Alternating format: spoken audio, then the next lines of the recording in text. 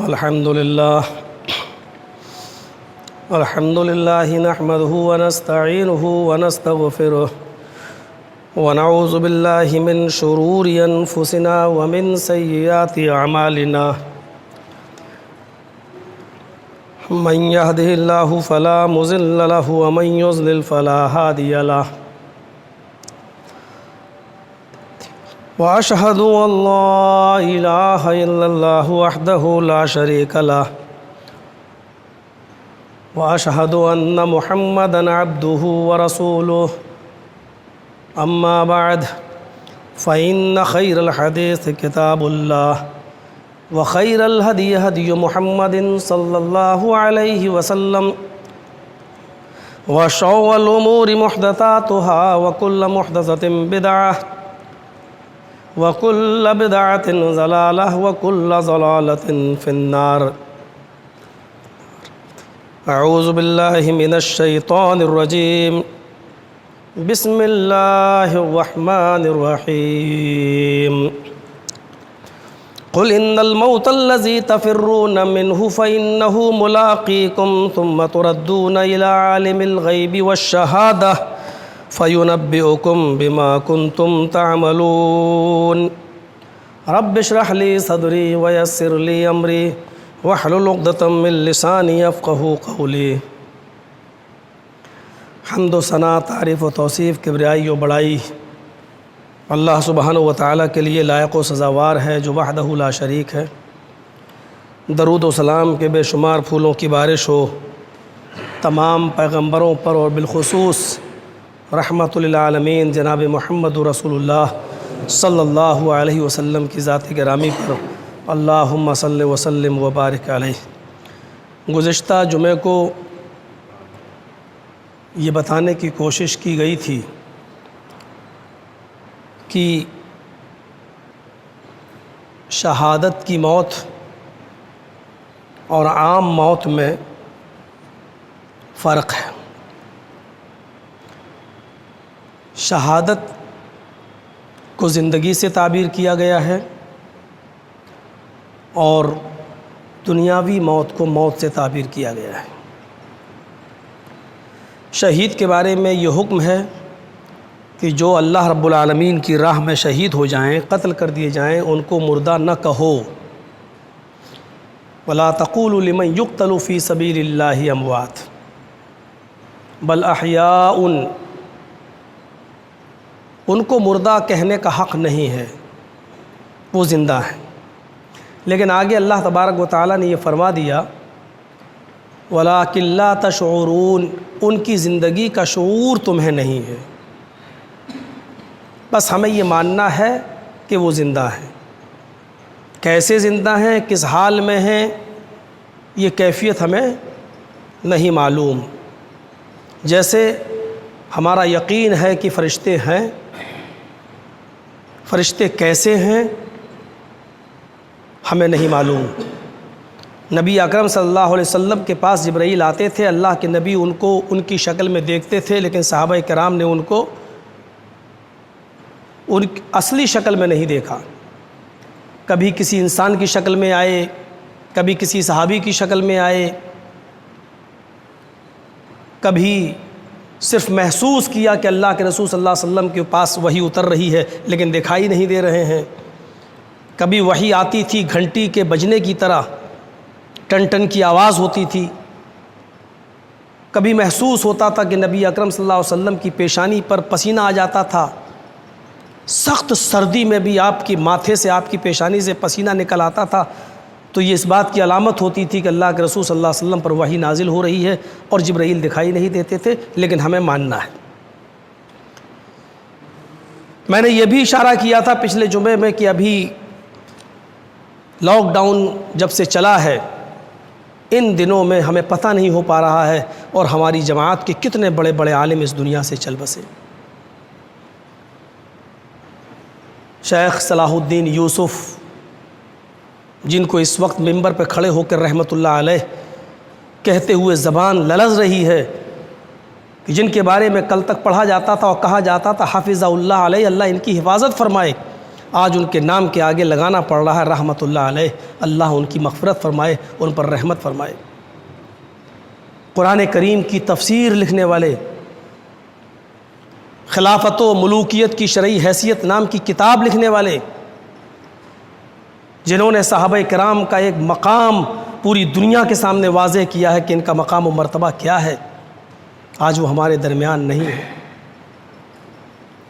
ضیاء الرحمن اعظمی، جن کے بارے میں ہم نے بتایا تھا کہ اعظم گڑھ کے اندر پیدا ہوئے، 14 سال کی عمر میں اسلام لائے، پرانا نام باقر رام تھا، اسلام لانے کے بعد انہوں نے مطالعہ کیا اور اس کے بعد پھر وہ عمر آباد پڑھنے گئے مدراس، اور وہاں سے پھر وہ مدینہ یونیورسٹی پڑھے، اور پھر وہاں سے مصر پڑھنے گئے، اور وہاں کی مصر پڑھنے کے بعد پھر مدینہ یونیورسٹی کے ذمہ دار بنے اور وہاں پڑھانے لگے، پروفیسر بنے، مسجد نبوی کے ذمہ دار بنائے گئے، اور پھر ان کا بھی انتقال ہوا، جنہوں نے سینکڑوں کتابیں چھوڑی۔ اپنی مرکزی جمعیت اہل حدیث کے نائب ناظم جو سابق رہ چکے مولانا مقیم فیضی آج اس دنیا میں نہیں ہیں۔ جھنڈا نگر میں ہمارے استاذ مولانا عبد المنان سلفی آج وہ اس دنیا میں نہیں۔ یہ زمین کھا گئی آسماں کیسے کیسے، ہر مرنے والا یہ میسیج دے کے جا رہا ہے کہ ہمارا سفر پورا ہے، جس زندگی کی ٹرین پر آپ بیٹھے ہوئے ہو آپ کا بھی سفر وہیں پر ختم ہوگا۔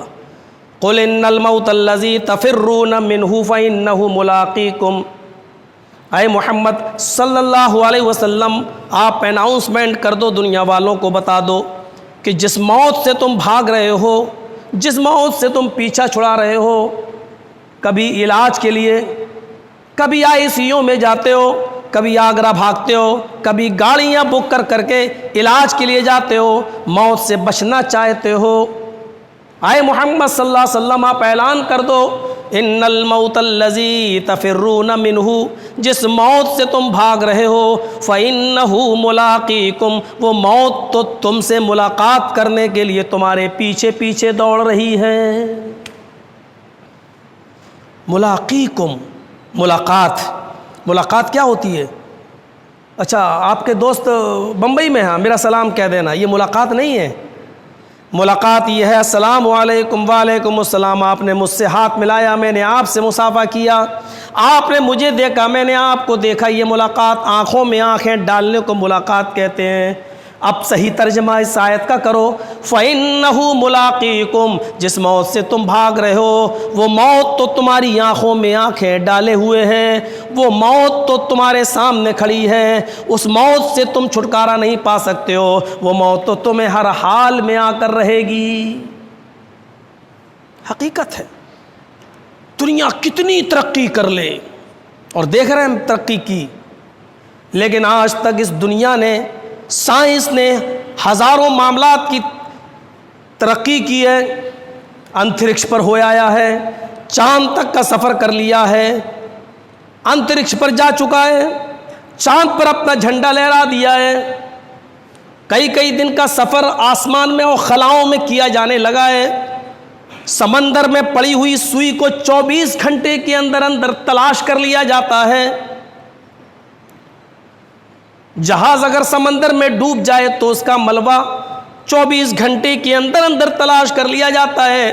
اتنی ترقی کرنے کے باوجود سائنس آج تک اس بات کی ترقی نہیں کر پائی کہ روح کیا چیز ہے، یہ کون سی چیز ہے جو آج مجھے مولانا جرجیس ماننے پر اور منوانے پر مجبور کر رہی ہے، اور کل وہ کون سی چیز ہے جو ہمارے جسم سے نکل جائے تو دنیا ہم کو مولانا جرجیس ماننے کے لیے تیار نہیں ہے۔ آج آپ عبداللہ ہیں، عبد الرحمن ہیں، وہ کون سی چیز ہے جو آپ کو عبداللہ عبد الرحمن بنائے ہوئے ہیں، اور وہ کون سی چیز ہے جو آپ کی باڈی سے نکل جائے تو آپ عبداللہ عبد الرحمن نہیں ہیں۔ پوری زندگی آپ مکان بنانے کی کوشش کرتے ہیں، لیکن آپ کے انتقال کے بعد سب سے پہلے آپ کا وہی مکان تبدیل ہوتا ہے، اب آپ محل و کوٹھیوں میں نہیں بلکہ قبر کے اندر دفن ہیں۔ ایک بادشاہ اپنے ایک مرید کو یا اپنے چاہنے والے کو، اپنی رعایا پبلک کی اپنی پبلک میں سے ایک آدمی کو अथॉरिटी देता है कि तुम एक गोल चक्कर लगाओ, शाम का सूरज डूबने से पहले इसी जगह आ जाओ। जिस जगह जितनी दूर का तुम चक्कर लगाओगे उतनी जगह हम तुम्हारे नाम अलॉट कर देंगे, उतनी ज़मीन का हम तुम्हें मालिक बना देंगे। लालच दौड़ता है आदमी के अंदर, लेकिन उसने ये शर्त लगा रखी है कि शाम का सूरज डूबने से पहले पहले आपको इसी जगह आ जाना है और गोल गोल चक्कर लगाना है। यह आदमी चक्कर लगाता है, दौड़ता है, ज़ोहर के वक्त तक दौड़ता रहा। थोड़ा सा अच्छी जगह और ज़मीन उसको नज़र आती है, इसने सोचा कि थोड़ा सा और इस एरिया को अपने अंडर में ले लें। वो थोड़ा सा और चक्कर लगाता है, 2-3 बज जाते हैं, थोड़ा सा और उसको पहाड़ और फिज़ाएं नज़र आती हैं। उसने सोचा थोड़ा सा और चक्कर लगा लिया जाए तो ये खूबसूरत पहाड़ भी हमारे अंडर आ जाएंगे। लिहाजा वो और चक्कर लगाता है, असर का वक्त हो जाता है। उसके बाद अब उसने वहाँ से मुड़ना शुरू किया। अब वो सूरज डूबने से पहले पहले अपने मकाम पर आना चाहता है, लेकिन वो देख रहा है सूरज डूबने से पहले शायद ही मैं मुश्किल से पहुंच पाऊं। वो तेज दौड़ लगाता है, लेकिन वो जितनी तेजी से दौड़ता है उससे ज़्यादा तेज रफ्तार से सूरज चल रहा है। बिलाखिर वो सूरज डूबने से पहले पहले नहीं आ पाया। उसने देखा सूरज बिल्कुल गुरूब होने वाला है और अब हमें हमारी मंजिल पर पहुंचने में वक्त लगेगा।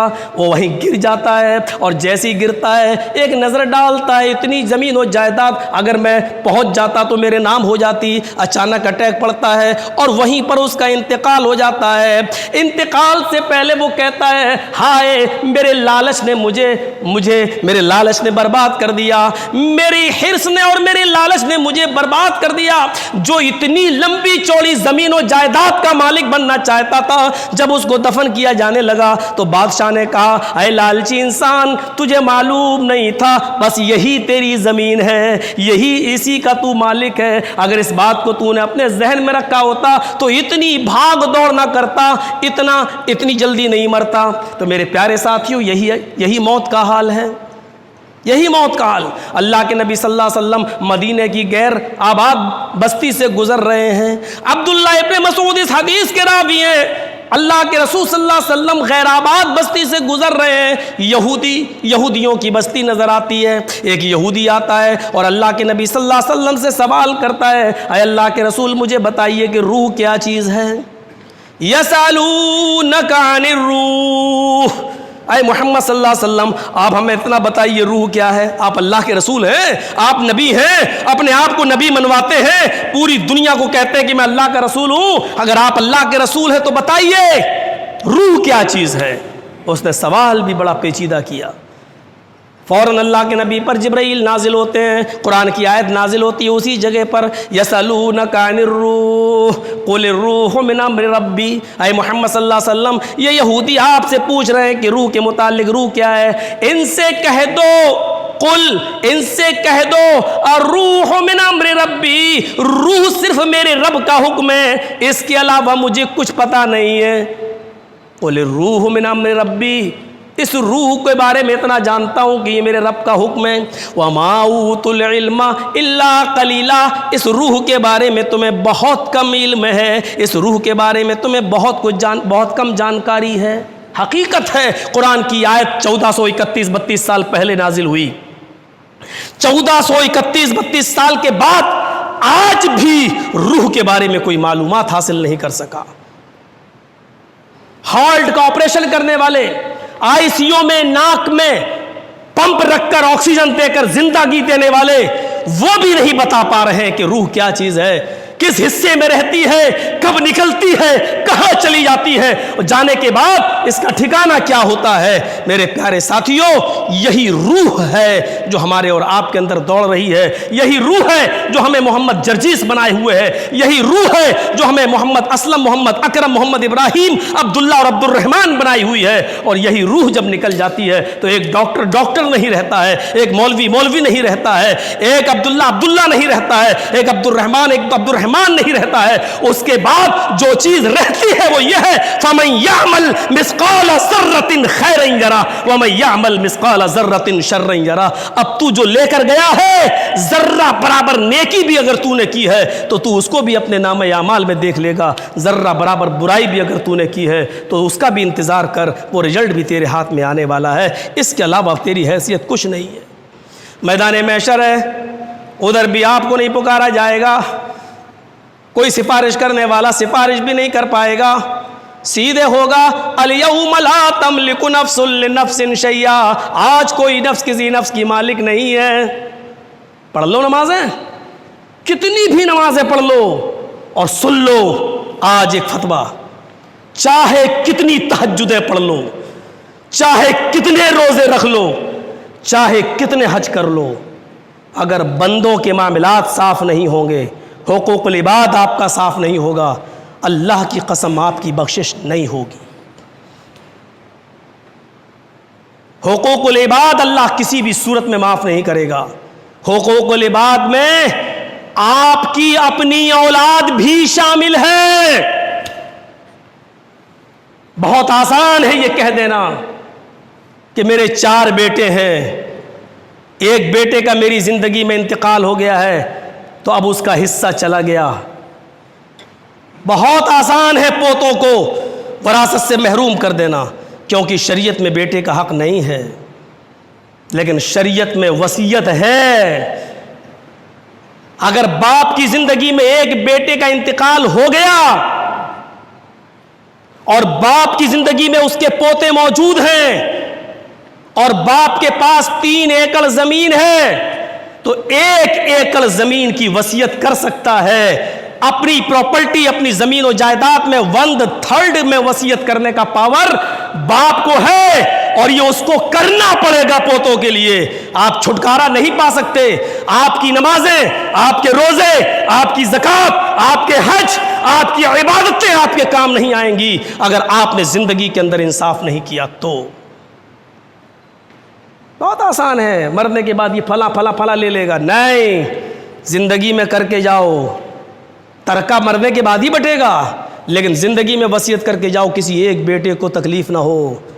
1 انچ بھی زمین اگر آپ کے بیٹوں میں سے کسی کو زیادہ مل گئی، کسی کو کم، اور اس کی شکایت باقی رہی تو اللہ کی قسم آپ کی نمازیں، پھر سن لو، اس شاہی جامع مسجد کے ممبر پہ کھڑے ہو کر میں رب کو گواہ بنا کے کہتا ہوں، پھر سن لو، آپ کی نمازیں، آپ کی تہجدیں، آپ کے حج، آپ کی عبادتیں آپ کے منہ پہ مار دی جائیں گی اگر بندوں کے معاملات میں آپ پاک و صاف نہیں ہے، کیونکہ موت سے کسی کی دوستی نہیں ہے۔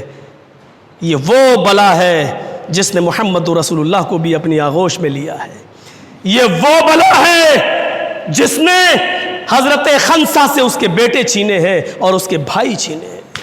یہ وہ بلا ہے جس نے جنگ بدر میں 14 صحابہ کی جان لی ہے، اور یہ وہ بلا ہے کہ جس نے غزوہ احد کے اندر 70 صحابہ کو اپنی آغوش میں لیا ہے۔ ہم اور آپ کون ہیں؟ ہماری اور آپ کی کوئی حیثیت نہیں ہے۔ میرے پیارے ساتھیوں، وصیتیں کریے، بیٹوں کو بٹھا لیے، زندگی میں ہی معاملے صاف کر لیجئے۔ بیٹے میرے مرنے کے بعد زندگی میں آپ بٹوارا نہیں کریں گے، زندگی میں اگر آپ کریں گے تو آپ کو برابر برابر کرنا پڑے گا۔ ایک بات اور یاد رکھیے گا، اگر آپ کی 2 بیٹیاں ہیں اور 4 بیٹے ہیں، اگر آپ زندگی میں بٹوارا کر رہے ہیں تو جتنا بیٹے کو دیں گے اتنا ہی بیٹی کو بھی دیں گے۔ بٹوارا آپ کا ترکہ آپ کے انتقال کے بعد تقسیم ہوگا۔ آپ انتقال کے بعد جب تقسیم ہوگا تو جتنا بیٹے کو ملے گا اس سے آدھا بیٹی کو۔ زندگی میں برابر برابر دینا پڑے گا، انتقال کے بعد بیٹے کا آدھا بیٹی کو۔ اس لیے معاملات پہلے صاف کر لیجئے، وصیت کر جائیے۔ سب کو دفن ہونا ہے۔ دفن کا طریقہ بھی میرے بھائیوں، میں نے اٹاوے کی سرزمین پر جو دیکھ رہا ہوں صحیح نہیں ہے۔ شریعت کے اندر پورے داخل ہو جائیے۔ ہم اور آپ نہیں سمجھتے جہاں قبر کھدی ہوئی ہے وہیں پر ہم میت کی چارپائی کو رکھ دیتے ہیں اور اس طریقے سے اٹھا کے میت کو قبر میں اتارتے ہیں، بالکل غلط۔ چارپائی آپ،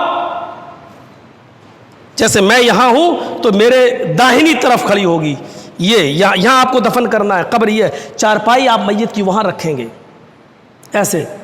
اب ظاہر ہے کہ اس کا سر ادھر ہے، میت کا پیر ادھر ہے۔ اب آپ جب قبر میں باڈی کو اتاریں گے تو آپ اس طریقے سے لائیں گے، یہ سر ہے، یہ سر اور یہ پیر ہے، آپ اس طریقے سے قبر میں لائیں گے میت کو، ایسے لائیں گے، یہ قبر ہے اور اس طریقے سے آپ لائیں گے وہاں سے پائیں تاپے کی طرف سے، اور یہاں آپ دفن کریں گے، اس طریقے سے آپ اتاریں گے، اور میت کی کروٹ پوری کی پوری داہنی ہونی چاہیے۔ آپ چت لٹا دیتے ہیں، چت، اور اس کا سر ہم قبلے کی طرف کر دیتے ہیں، جو انتہائی غلط طریقہ ہے۔ آپ سلفیہ مرکز اہل حدیث کے کسی بھی مدرسے میں جا کر آپ فتویٰ حاصل کر لیجئے، یہ میت کو دفن کرنے کا سب سے تکلیف دہ طریقہ ہے۔